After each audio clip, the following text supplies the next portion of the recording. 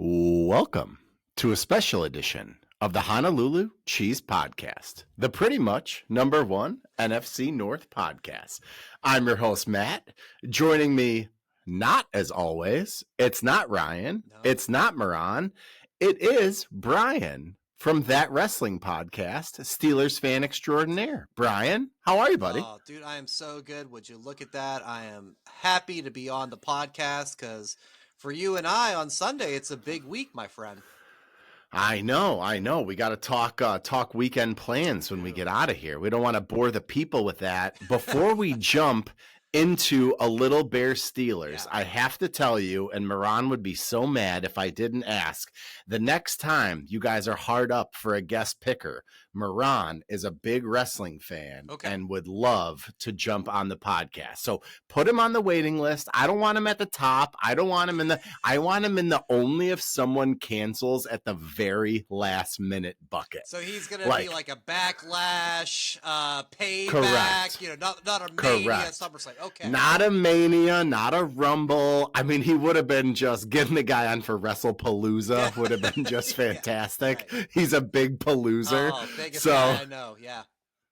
For sure. All right, Brian. So before we get into it, question one, what everybody wants to know in Bears Nation. Yeah. Aaron Rodgers, playing or not playing? What does your gut tell you? My gut tells me he's playing. I think, Tomlin came out today. He's questionable. We'll see where the weekend leads. That is great coach speak for just we're not going to give any information out. Let the other team know, we got to prepare for Mason. We got to prepare for Aaron. My gut tells me this is Aaron's last ride. And the history of Packers, Bears, all the success he's had in Chicago, that I think Tomlin has he been successful against the Bears? I didn't. We'll look it up. Unaware. I'm not gonna pull it up right now. We'll check it out after the pod. I think Tomlin leaves it up to him, and I think Aaron's gonna go. Yeah, I'm gonna gut it out, and I think he'll play. I don't know if that's the right decision. We saw the second half for myself, seeing the second half of the Bengals Steelers game, and Mason Rudolph was more than adequate. Not much of a drop off between him and Aaron Rodgers. Granted, it's at the this Bengals. Point for sure. Yeah, right. It's the Bengals. Right. Terrible defense. Sure. I think they're going to go with Rodgers until he says no or else something happens, man. So I know you talked about on this week's pod. This is your chance to exercise some demons. See what happens. I think you're going to get that chance. And it's starting to feel like a hot take because everyone just is assuming Rodgers is playing, and I totally get the thought process there. My hot take, watched a few videos from Steelers practice today. Oh, wow. He's wearing a pretty sizable cast, which it could be an act. We don't know. Aaron Rodgers loves to fuck with the Bears, loves to fuck with Bears fans. Right. I kind of think I'm going to wake up Sunday and Aaron Rodgers is going to be active and not playing. Just a feeling I have. We'll see that he's, more injured than he's leading on. With the cast that he was wearing during practice, I just feel like taking a snap under center is going to be impossible. Getting a snap in shotgun is going to be possible, but tough. Yeah. The Steelers got a lot to play for. The Ravens are coming. They've got a softer schedule. I don't feel like the drop off is that big from Rodgers to Rudolph at this point. So just a feeling. We'll reference this when Aaron Rodgers inevitably kicks my teeth down my throat for the 23rd consecutive year. But the Steelers, kind of a weird year for the Steelers, I'd say. The defense has been better lately, but started off pretty bad. What are your overall thoughts, so far on the Steelers season? How we feeling? Yeah, man, it's a very bipolar is the word to use. I hope I'm not offending anybody by that, but it's a very roller coaster up and down. It really played out kind of how I thought it would at the beginning, beating the Jets. Seahawks loss. It's like, okay, it doesn't look too bad. Jets Steelers game of the year in week 1. I know. Unbelievable. It all went downhill from there for the Jets because that was quite the showing. But you know, when it came to that 3-game stretch, they had Packers at home, they had Colts at home, and Chargers away. I said, if they take 2 out of 3 of those, I feel like we've broken out of it's 9-8 and we're the 7th seed, you know, like that routine we've been in the last like 4 to 5 years. I know. The old Mike Tomlin never had a losing record. I don't know if you've ever heard that. Mike Tomlin never had a losing record. We'll have to check on that too, just like the Bears Packers record. So so they went 1-3. And it's like, okay, we're stuck. We're 9-8 again.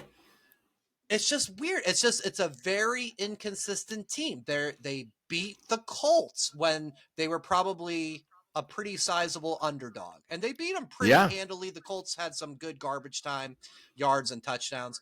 They beat them. They beat the Patriots, and now that win looks so good. It's like, what, the Patriots are good? What the hell? But it's a week-to-week thing that they haven't put that consistency together. So this is another litmus test to me that if they can beat the Bears, you go, all right, they got some tough teams coming up. They've got the Bills. They've got the Ravens twice, the Lions. Oh, twice with the Ravens. Twice with the Ravens, Ooh, lot to be decided in the AFC North. Exactly. So right now I'm still in that, oh, here we go, 9-8, 10-7. If they beat the Bears and then, you know, something else happens, then we can talk. But right now it's just like, God, I've watched this movie 5 times already, and I'm ready to be done. But, you know, as a devoted fan of the Bears, and same here with me, the Steelers, like, you just, every week you're pulling for it. So we'll have to see how it plays out. You're locked in. What else did we do? Cheers. The other big injury note on the Bears side is, I don't know if you saw this, all 3 Bears starting linebackers were ruled out today. I didn't see that. Frankly, if I was the Steelers, I might just run the ball 65 times. Okay. I know Jalen Warren got banged up last week. I believe it was an ankle. Kenneth Gainwell has looked really, really good in mop-up duty. Agreed. Caleb Johnson is alive, I think. Mike Tomlin may have murdered him somewhere. Yeah. We don't know. Oh, we know that Mike Tomlin hates Caleb Johnson. That's a conclusion we could draw. But yeah, that's honestly more my worry than Rodgers' famous last words is, you know, the Steelers' offensive line has been fine. Like, I feel like the Steelers could, with the Bears having 3 linebackers out, their D-line hasn't been good. Our secondary's been banged up. I feel like running the ball for 5-6 yards a clip just is in the cards. And I don't know. We'll see what happens. I'll speak to that, Matt, because looking back at this last game against the Vikings, and I feel like the Vikings have a kind of similar profile to the Steelers, where, you know, you think they're going to be a pretty solid defense. Offense, some limitations. J.J. McCarthy, you know, one guy's figuring it out. One guy's on the way down with Rodgers. They passed each other on the hill. They did. They gave a high five and off they went. So I looked at this game closely, and tackles for losses that the Vikings had last week on the Bears. Do you know the number? I'd say higher than I thought. I thought Monangai got tackled in the backfield a few times. I would say 6. 10. Wow. ESPN, okay?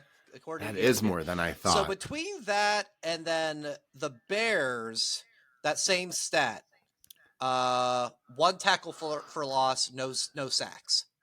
So the Bears defensive line gets no pressure, does nothing well. Dennis Allen has been pretty exotic with the blitzes. We're trying, right? We're sending guys. We're trying to create pressure, but our defensive line is not getting there. It's not happening. Yeah. So that's my same, like it said about like, maybe not so much Rodgers, Rudolph, whatever. I'm thinking, if the trenches don't get better for the Bears and the Steelers can do their best, you know, you're going to have Cam Hayward and TJ and Nick Herbig and these guys, you know, getting after Caleb. That's where I could see the Steelers pulling this game out. So, you know, we'll have to see. Like I said, it's a week-to-week team. It may completely flip, but that was the thing that stuck out to me looking at that Vikings game last week. But you guys got the W, so, you know, right? Man, just fucking skating by the skin of our teeth. That's what the Bears have been doing. So what's your mindset? How are you feeling going into this? I'll be honest, not great. I don't know. I'm still a little scarred. We're coming around with the Bears, and Caleb's elusiveness in the pocket has been super fun to watch. I think he can do a good job avoiding the pass rush, but the Steelers have a lot of star power, a lot of money invested on defense. I think if we're looking at like a slugfest, I kind of just with historical data, trust the Steelers more than I trust the Bears. I do think the Bears could definitely come out on top in this game. I think the defense has really got to pull one out. I feel like turnovers are going to be the key. If the Bears can force some turnovers and hold on to the ball, that's really the only way our defense has been surviving. So I think that's the key is, maybe a couple strip sacks, maybe punching the ball out. Rodgers, the Bears, he just doesn't throw interceptions against the Bears. So maybe you can force if Mason Rudolph plays into some turnovers, but the defense is going to have to come up big for the Bears to win, I would say. Yeah. What about you? What do you think? Key to the game? Well, it's what I talked about with when I'm seeing that about like, okay, the O-line can have a good day. Warren, again, I think he's going in questionable, I think I read. I still saw that on the injury report today. Yeah, I think he'd play. Gainwell was really effective that last game against the Bengals. So, I think there's still a good chance of success there. But that's what's fun about this game, man. Like, again, the ESPN, the analytics, the matchup predictor, 51.3% says Chicago, 48. That's all I need to hear. Yeah, so that's just math. It's just you flip. It's in the bag. Flip a coin. It's in the bag. Flip a coin. It's in the bag. I will say this though. You talked about like your Bears PTSD.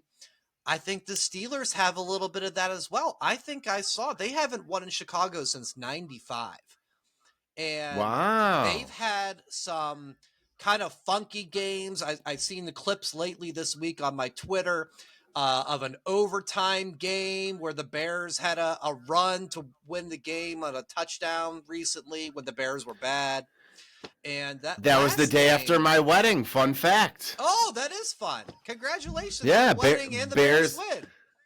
Yes, 2017. I watched that game with my dad. He was like, I can't go home. I got to watch the Bears. So, yeah, stayed. We watched it on the couch at a couple houses ago. But, yeah, that game. And then I think the last Bears-Steelers matchup was Monday night. Yes. I left that game being like, well, who cares that the Bears lost? Because Justin Fields is awesome. Crazy. I don't know. And there was that weird Cassius Marsh. If you guys the roundhouse. Yeah, he did the roundhouse. He got like a sack, but he like bumped into the referee walking off the field. No, or something? He didn't bump into the ref. The ref hip checked him. He threw a fucking hallway shoulder into him like it was 1982, and somebody was dancing with his lady at the Dix River Roadhouse. Well, it shouldn't have referees with the last name of Cower. I mean, that just doesn't make sense in Pittsburgh. Why would they do that? It just doesn't seem on the up and up to me. So there's been some weird things with for teams that don't play each other nearly frequently enough. There's been some weird things. So I'm going with the reverse jinx. I'm gonna say Bears win and hope that I'm wrong and I reverse jinxed it for a Steelers win. Because, again, I go with the bipolar of the Steelers season. I could see it totally flipping around and the Bears win it comfortably. It absolutely could happen. All right, let's get a score prediction before we get out of here. Who do you got? I'll go 21-17 Bears. Wow, you're picking the Bears? Again, I'm reverse jinxing you, bro. I'm reverse jinxing it. I don't like saying that, but that's how I feel in my heart because of the up and down of the Steelers season. At least you guys have at least had a pattern of these crazy wins. Maybe that continues. I know. Yeah, 21-17 if the Bears are going to win feels like too many points. But you know what? I'm also going to pick the Bears. 42, I think, bro. I meant too many points to win by. Oh, okay. Like the Bears don't win by 4 points. Okay. So I'll say 23-21 Bears on a walk-off field goal. Not walk-off-ish field goal, late field goal. Yeah. But Brian, dude, thanks so much for jumping on. We've been trying to do more YouTube stuff, so really appreciate it. Yeah. Always good to see you, buddy. As always, follow us on the socials at Honolulu Cheese Podcast. Brian, get your plugs in too, in case we got any wrestling fans listening. I got a shout out to Jay. He was like, please wear the Wrestling Podcast t-shirt on the pod. That's for you, buddy. Yeah, it's at that WrestlePod. We talk wrestling every single week. It's me and 3 of my buddies. You'll find it on YouTube and all the different places that you find your podcast. So check that out if you're into new pro wrestling. We'll talk about it. And we've been doing it for, I think, like 3.5 years, coming up on 4 years now. We got like over 4,000 YouTube subscribers. So love to have you check it out if you haven't yet. And that reminds me, one last thing, Matt. Myself and Joe on the pod, we have had since I moved to Michigan. I moved in Michigan in February of 20. I'm not wearing a Come on!